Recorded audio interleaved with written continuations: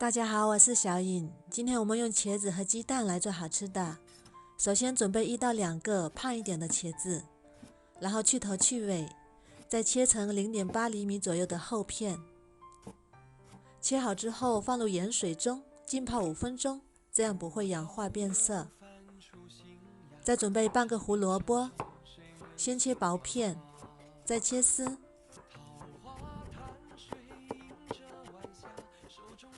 最后切成小碎丁，装入碗中备用。再准备1根火腿肠，切成小碎丁备用。最后再切点葱花，装入碗中。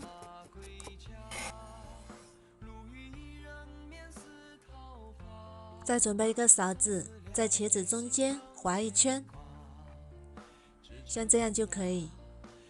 然后放一边备用。再把挖出来的茄子先切条，再切成小碎丁，装入碗中。再打入3颗鸡蛋，先把鸡蛋搅散，再加适量的盐和胡椒粉调味，最后加1勺面粉，搅拌均匀，搅拌成这种粘稠的面糊状就可以。电饼铛提前预热，刷油，放入茄子圈，再用勺子把面糊放到茄子圈里，不要放得太满，然后盖上焖2分钟。2分钟之后再给它放个面，然后重复翻面，煎至2面金黄，全程大概需要4分钟左右。哇，好香啊！